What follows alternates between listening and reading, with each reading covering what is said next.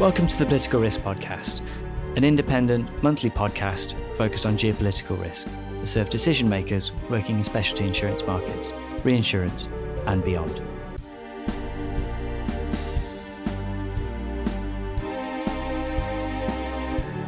This third episode focuses on the relationship between climate change and malicious risks. I'm your host, David Bennion, and I'm very pleased to say I'm joined by Charlie Hanbury, Chief Executive of Samphire Risk. Charlie, welcome to the podcast. Thank you, Dave. So Charlie started working in the market at Aon as a Latin America private client broker, followed by Hiscox as a special risks underwriter and later leading a crisis management team. Samphire Risk was formed in 2021 with Charlie as CEO. It's an independent MGA, a London market startup, and a cover holder at Lloyd's. Samphire's business is focused on insuring people and companies against hostile and malicious risks. And I very much like this off your own website, bad people doing bad things. So a few months ago, Samphire published a report called Climate Change and Involving Malicious Risks. The report describes climate change as the underlying driver of change for three key themes for malicious risk: strategic competition, terrorism, and the rise of technology. It's probably best if we don't silo those things into separate silos, but strategic competition seems to be the obvious one to talk about first. So let's focus on that. And we're talking about power projection, resource competition, hybrid warfare, those kind of things, right? How do you expect climate change to influence or intensify these risks of competition, everything short of war itself? Thank you for the introduction, David, and it's great to be here. I mean, obviously this is a huge systemic topic, climate change. And the report we put out earlier this year, as you alluded to, does expressly state that the kind of nexus between climate change and the geopolitical tension or pure political violence is underexplored. So I don't want to be kind of too politician-y here, but I think I do want to caveat that we're as cognizant as anyone that strong opinion here could be premature. But against that, I think everyone would be in agreement that this great systemic issue of our time, economically, socially, politically, is absolutely going to drive or push every nation, every government, every institution in a direction of potential discomfort and potentially, therefore, towards some form of conflict. Now, what are some signposts around that? Well, we know, for instance, that the International Forum of Terrorism Reinsurance Pools is already looking in detail at how climate change may exacerbate terrorism risk, by way of example. But specifically to your question, how do we expect climate change to influence or intensify strategic competition short of war itself? I think perhaps a starting point is specifically populism. And we've seen how populist leaders can cause global tension to be amplified. And I think just in the last week or so, and I admit this is an extremely small example, but perhaps a seed of where we're going, how green policy can rub up against voter intentions. We saw it in the Uxbridge by-election where the ultra-low emission zone, or ULEZ, was seemingly a big driver of voting intention. So that kind of ability to impact people's everyday ability to lead the life they want is likely to be a theme jumped on by vote-thirsty politicians. And of course, at a rather more notable scale, the US Inflation Reduction Act pledges over $370 billion over a decade to tackling climate change. And that's in a massively polarized political environment around government spending and influence over people's lives. So I think that kind of race to net zero in this country and beyond will present huge challenges, forcing social change on people and incentivizing activism if that pace of change drops off. Because obviously there's two sides to this equation in terms of a growing movement of people wanting to see quicker action against climate change. Against that backdrop, you've got already stretched government balance sheets, to maintain social contracts around healthcare, welfare, aging populations. So I think this points to an extremely volatile environment going forwards into which populist policies and leaders could thrive. And against perhaps a more inter-nation backdrop, you kind of got that perception of fairness. Why are developing nations necessarily having to pay for the pollutants of the developed world of the past? Or why in the West do people look east and perhaps see greater polluting nations than themselves, but with a need to sacrifice in the name of climate change on a kind of global basis? So I think all of these intertwined topics, from the low level of voters not wanting to have their lives interfered with, through to activists who want to see a greater pace of change, pushing populism up the agenda, And when you see populist leaders in place, you see potentially more global tensions, strategic powers going at each other a little more aggressively. So I think populism could be a real side product of climate change and how that starts to drive potentially political violence risk, but certainly interstate risk. Sure. There's certainly a lot of resentment going around on both ends of that. Clearly, immigration's a hobby horse for populist politicians in the West. And you look at resentment of that, but there's also resentment the other way around, isn't there? Because as you said, if, let's say, countries that are very exposed to climate change in sub-Saharan Africa or the Middle East, if those people are becoming migrants and the Western nations where they're potentially moving to are also those that have been the biggest pollutants, there's going to be a lot of resentment of those populations too. Yeah, I mean, absolutely. Immigration clearly already is a big driver of resentment, and potentially recent riots in France have been linked to immigration policy in that country. So whether climate change driving the direct impact of immigration, i.e. people moving from locations or territories or environments which have become less habitable due to a changing climate, whether that be to the types of extreme heat we've seen in recent times in North Africa, Southern Europe, or flooding. The study describes the relationship between climate change, rising temperatures, wildfire, and political violence and terrorism, which I think is an interesting combination. Charlie, could you just explain that, please? Well, I think we see kind of three main issues arising. Climate change as a sort of indirect contributor to existing terrorism, which we can talk about, and then as an ideological driver for new forms of terrorism, but absolutely providing opportunities for terrorism exploitation. So can things like wildfires be seen as a future modus operandi of the terrorists of the future? It's a high impact, low sophistication type of attack to carry out. And if you're seeing parts of the world, California, parts of Australia, kind of high value locations being targeted with this type of threat, that's potentially a significant risk to be having on the radar of political violence underwriters. A lot of the focus when it comes to these topics is on governments, its nation statecraft, and the forces at play can feel so powerful that I think you could forgive some private sector organizations for feeling relatively powerless, and therefore they may well be quite passive in their own stance from a risk management perspective, and insurance buying as part of that. Is that a mistake? And what do you think organizations should be doing to mitigate these risks? Yeah, it's a good question. And I suppose from a personal view, looking back in history, capitalist model has tended to be highly adaptable to managing itself around the challenges of the time. And I'm sure a lot of people would think the same as to how we adapt to climate change and the risks that it brings. And of course, there'll be huge opportunities within the capitalism model around that. And of course, against all of that, there's always been risks that are too large to insure. I think you only have to look at the advent of reinsurance terrorism pools to see how governments have helped step in to provide that kind of ultimate backstop.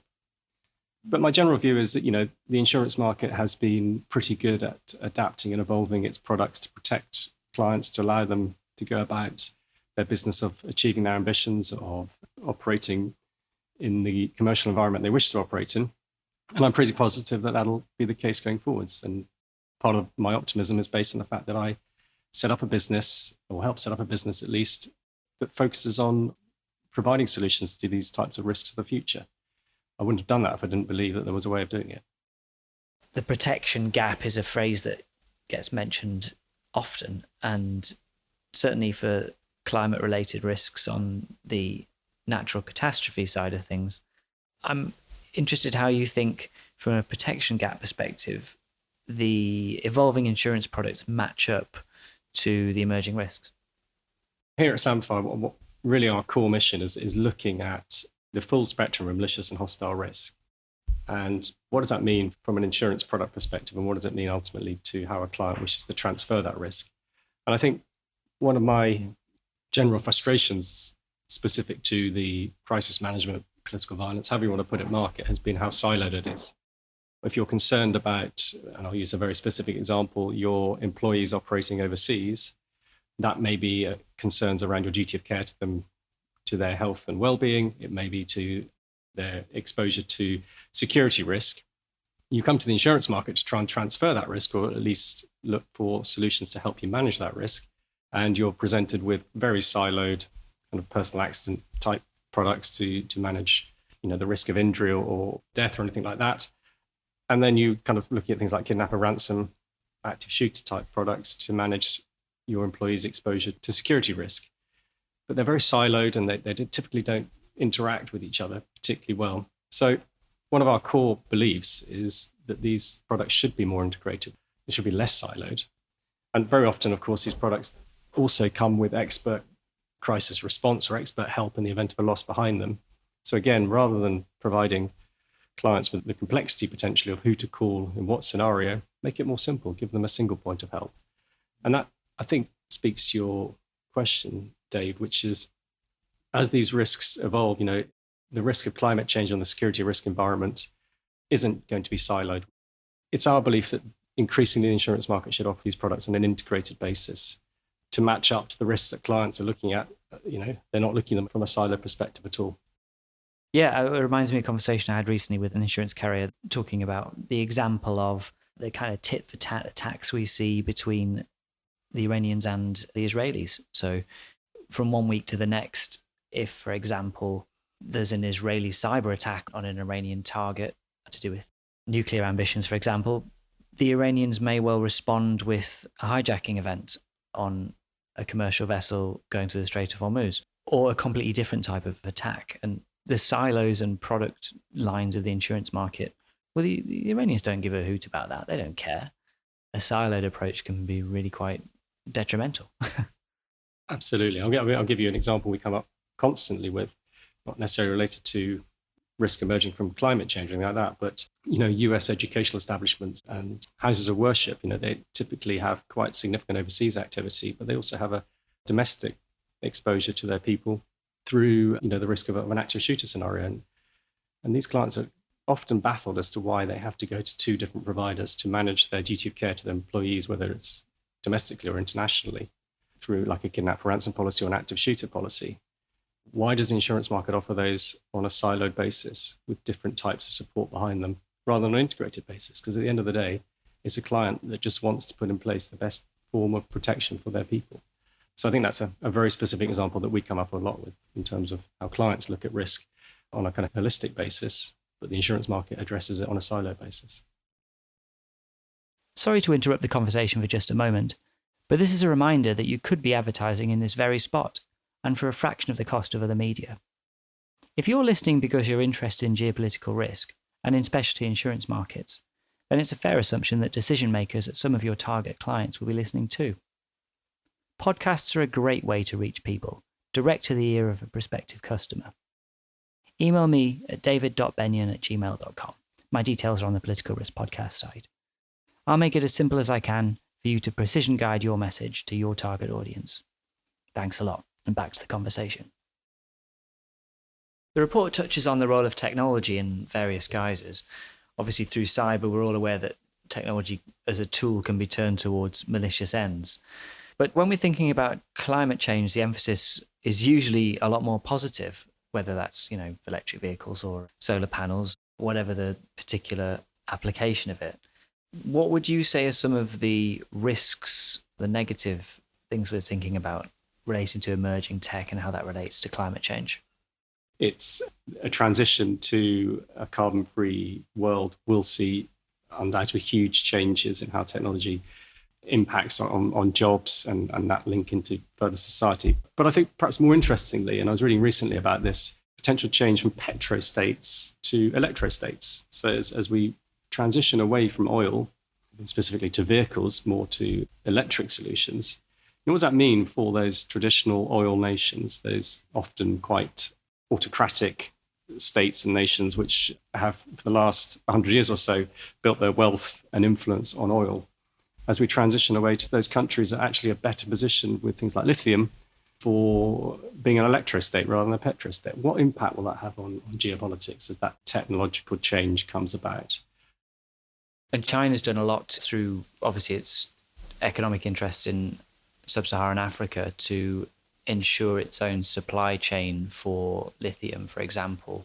In old school communist nomenclature, it used to just be autarky, but whatever we're calling it, self-sufficiency in these kind of key rare earth commodities. I saw the EU created a body several months ago that was aimed at ensuring the same kind of strategic self-sufficiency. I don't know whether the West is as ahead of the game in thinking about securing its logistics for these commodities in the same way. I suppose potentially you've got, in inverted commas, more kind of friendly states to the West, such as Australia. Chile, I believe, has good resources in this area. Cornwall in the UK, I'm not sure that's going to be a major player.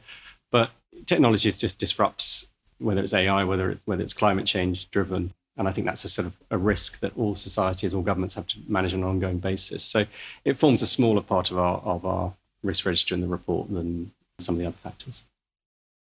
The report also warns that climate change will increasingly drive terrorism. And I know we talked about silos, so when I say terrorism, I also mean political violence and all these risks. But some of those effects seem to be more second order than others. So threats might be exacerbated or new ones might form. What do you expect to be some of the leading underlying factors related to climate? Terrorism is often driven almost always by some form of radicalization within people.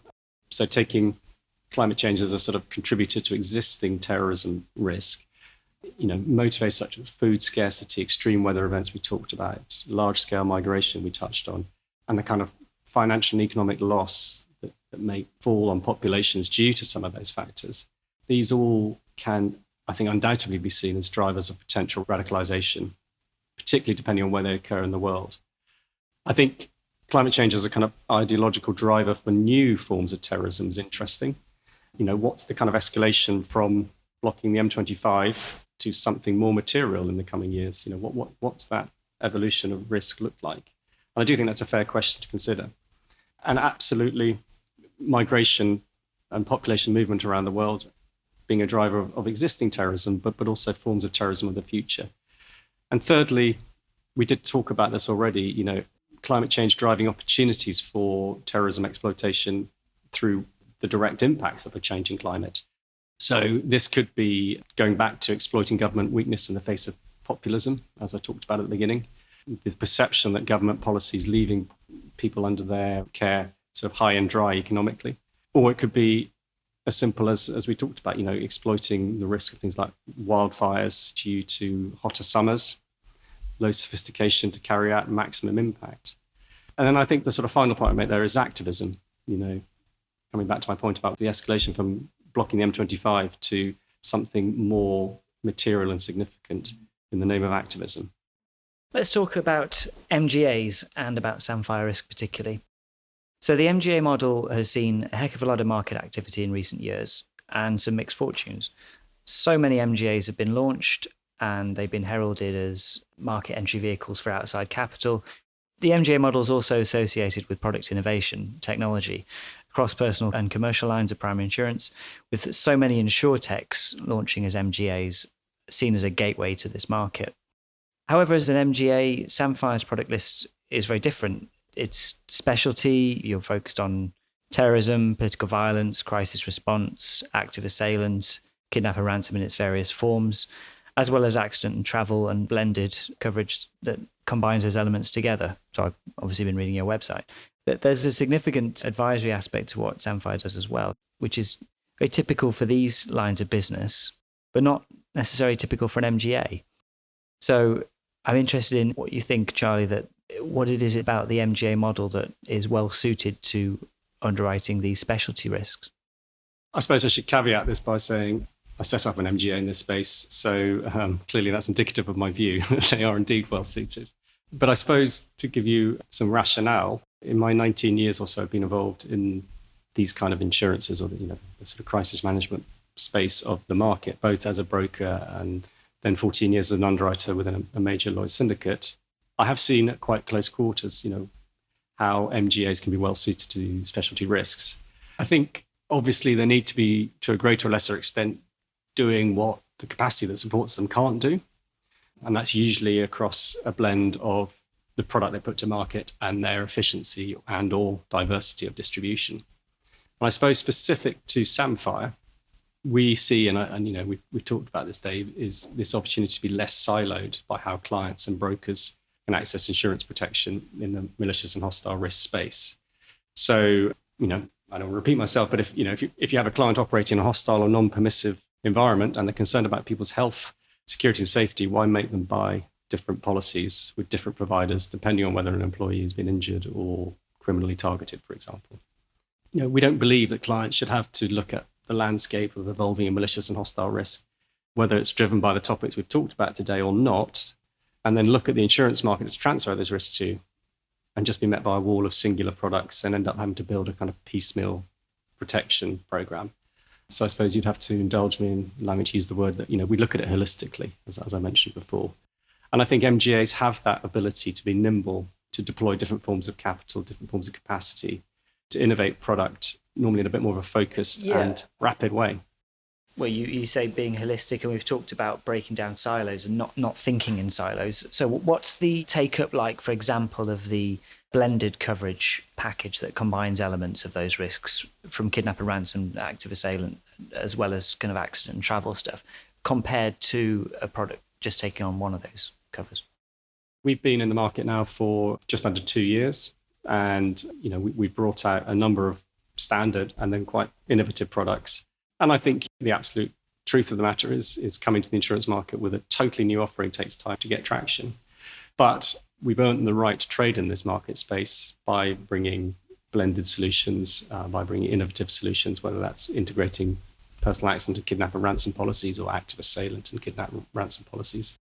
Give you a couple of examples. That has also unlocked us opportunities to look at the kind of more standard siloed products because, the insurance market, as we know, doesn't move particularly fast. But where we are seeing good pull for the product is actually from clients. So clients who are coming to their brokers, they've heard about our ability to offer integrated solutions. They like the look of it because it's easier to understand. They've got no gaps in cover. It's easier to understand how they access help in the event of a claim because we provide them with a single responder. And they're actually asking their brokers to come and talk to us about these products. Thinking this way is going to take us time to get traction in the marketplace, but we're absolutely committed to it because we believe it's ultimately what the buying policyholder is looking for. And ultimately, of course, what clients want is what's going to drive our commercial success. So many of the MGAs that have come and gone in recent years have been focused on property risks, but property catastrophe business, and we've seen enormous losses on that. It's turned the reinsurance market in recent renewals.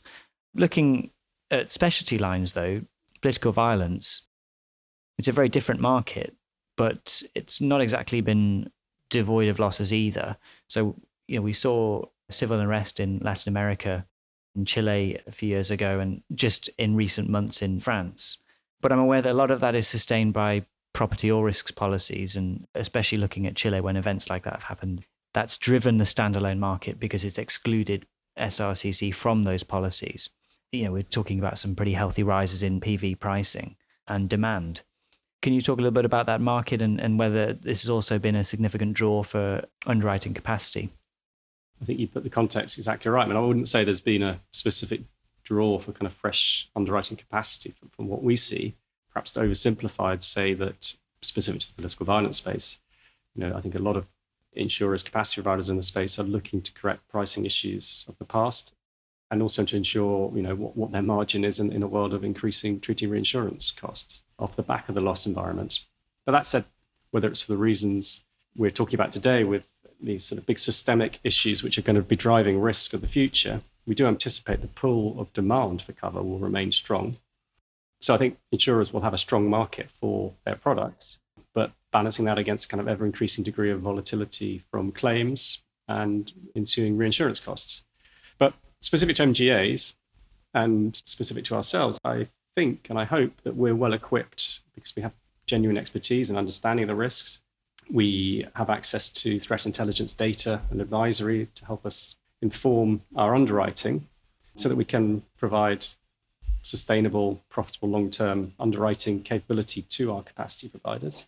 And perhaps, therefore, we represent a slightly better bet, particularly, maybe if you just sat as a follow market in the political violence market for many years, is your capital better deployed into an MGA with genuine expertise and differentiation?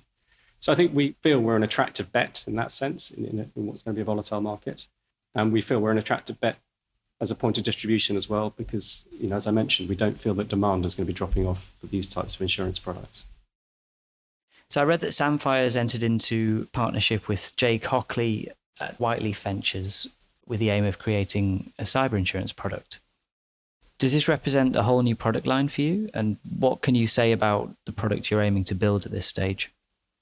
Yeah, so you're absolutely right. Jake's a partner of the business, long-term successful cybersecurity expert. You can't really talk about malicious and hostile risk as we do. And that's how we like to kind of term the market that we're in, or the risk environment that we look at, and not in some way, shape or form be addressing cyber risk within that. It runs through everything nowadays, of course. Again, back to the point of looking at things on a kind of siloed basis, cyber threat intertwines itself into practically everything that anyone looks at.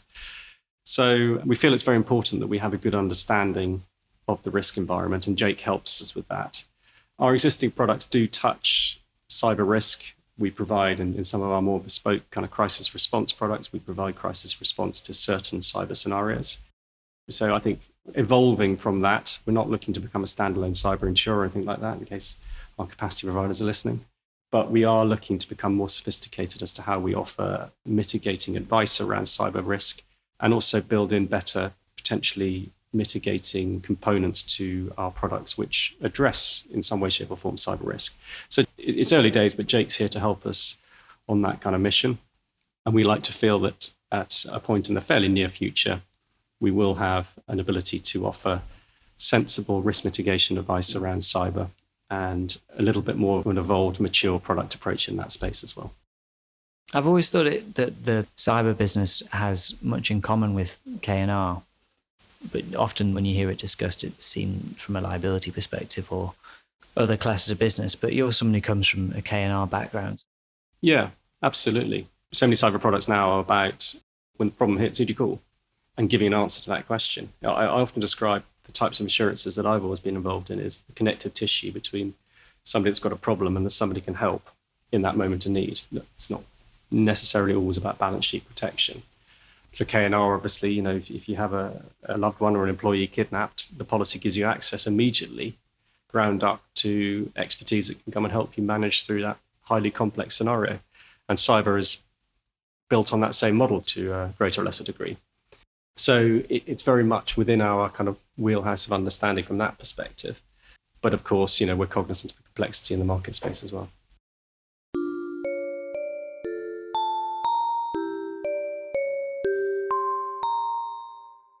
I hope you found the conversation with Charlie as thought-provoking as I did.